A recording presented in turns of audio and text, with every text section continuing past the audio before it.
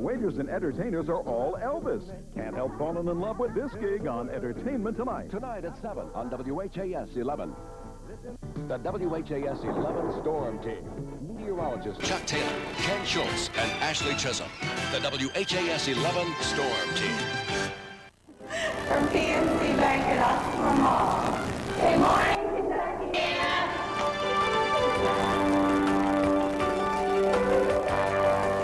Stopped in the bank there yesterday, asked for some free samples of, you know, some of those picture money that they have, and they wouldn't give me it. Well, I'm sorry. I was sorry. Don't come over to my house. That's great. Well, samples. You know, we should actually pay you extra for this weekend. What if you got a bonus for good weather? Then I'd forecast good weather every day.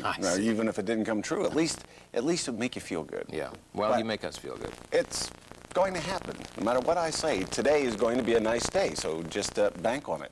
That's one of those tie-in things. Yeah. Okay, let's take a look at the jet stream pattern for this weekend. And the northern jet stream, that's where all the cold air is going to be bottled up, and that's going to be through Canada and into the New England states, cold weather there. The southern branch of the jet stream will be bringing us some mild temperatures and eventually some clouds. We've got a big storm system brewing out west. Clouds are going to shoot along in that jet stream and then filter over us here on Sunday. It looks like eventually that storm system to our west will give us a chance of rain along about Sunday night or Monday. But for most of the weekend, we're going to be in great shape. Now, we have a weak cold front to our northwest. That's going to be zipping on down through the region here during the day today. It will provide us with a few high, thin clouds, and that'll be it for the day today. In fact, lots of sunshine will be expected despite this frontal passage. And despite the fact that it is a cold front, it's not going to be that much colder behind that frontal system than it is out ahead of it. Temperatures this morning to our north and east, mid to upper 30s, to our west and southwest, mid to upper 40s. Here in Louisville, we're neatly in between. 40 degrees is our current temperature, 82% humidity. We have a south breeze now, rather light. It'll be a southwest wind this morning, becoming northwest this afternoon at 10 to 20 miles per hour. Pressure's falling at 29.73. Yesterday's high temperature topped out at 55 degrees. 40 has been our low this morning, and overnight that has also been our low temperature. We may drop another degree or two here this morning. No precipitation recorded the past 24 hours. Now, here's a cold front late today. It'll be past us. Most of the cold or cool air will remain up over the Great Lakes region on over into New England. For us, just kind of a glancing blow. Tonight and tomorrow, temperatures just a couple degrees warmer. Otherwise, we're in pretty good shape for today. What about tomorrow's weather map? Well, high pressure will be in charge. Lots of sunshine. And this time of the year, when you have a sunny forecast, temperatures will warm up. Even if you start off cold, you can expect a mild afternoon, and that's what we'll have. Temperatures in the 30s tomorrow morning, in the 60s tomorrow afternoon. This storm system out west gets a little better organized. Again, clouds start to filter over us on Sunday, and maybe some rain by Monday. Here's our forecast for today. Mostly sunny skies. It'll be mild. Our high 62, breezy as well today. Tonight, clear and cold. Our low temperature of 35 degrees. Tomorrow, sunny and mild with our high temperature up around 60 degrees. Clouds increasing on Sunday. Showers Sunday night or Monday. By the way, before I leave, Barry, just want to say thanks to the students and staff at Campbellsburg Elementary for having me yesterday afternoon talk to their 5th and 6th grade classes. Had a good time. Well, and why wouldn't they have a good time with Ken Schultz? If you are a person who prefers another world to live in other than the one we do live in, we have got just the ticket for you this weekend. It is called Wonderfest 94, a model and toy show, yes, but it's much more than that. We'll have some information on the 5th annual Wonderfest in a minute. First, though, we're going to be joined in the newsroom by Mr. Lee Staton. I've done a story with Lee a time or two, and Lee, you're a professional model maker here in Louisville.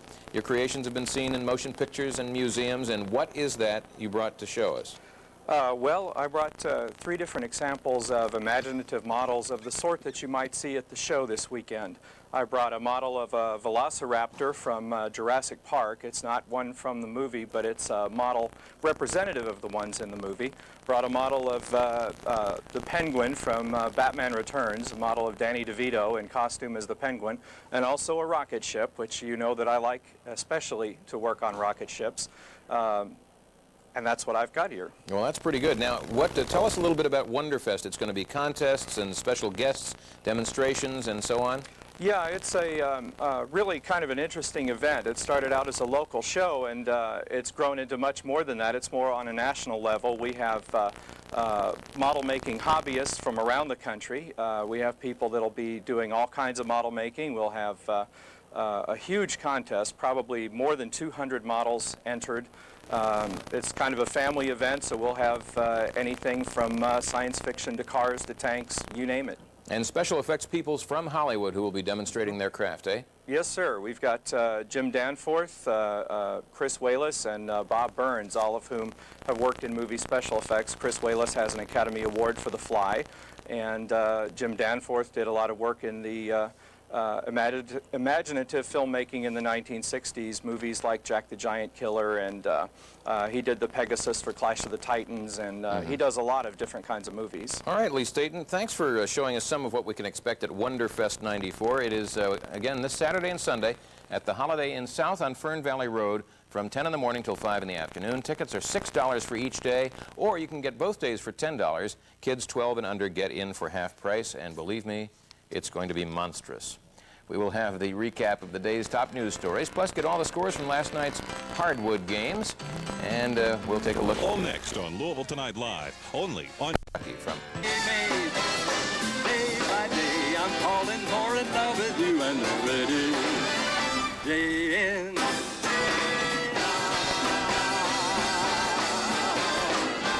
You have made my day.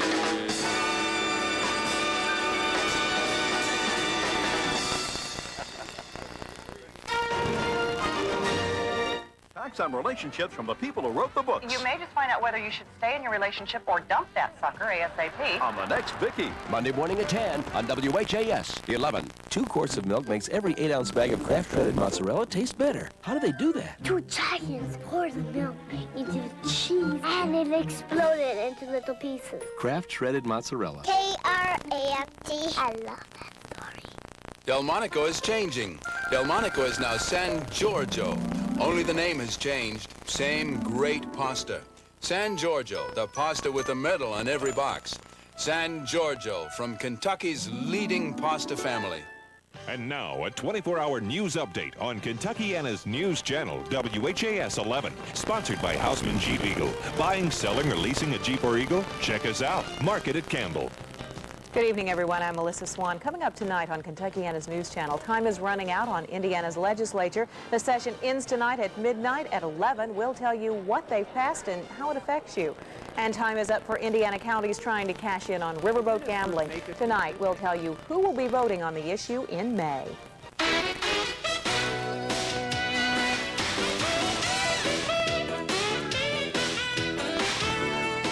On Louisville Tonight Live, how does Hollywood make your wildest nightmares celluloid reality?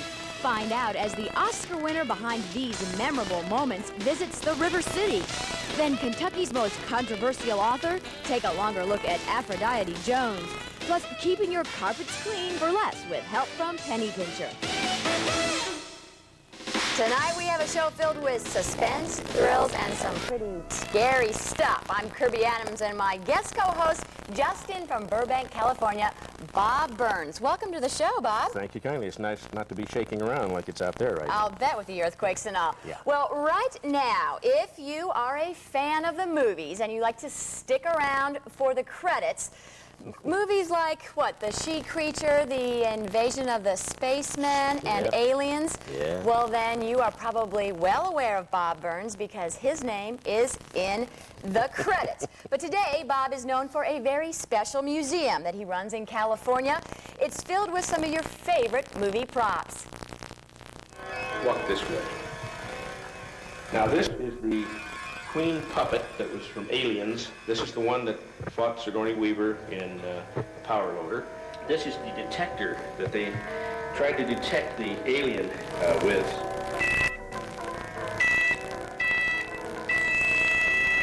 Fella using the camera as an alien. Look out. Now these feet in different sizes that you can see here are from Enemy Mine.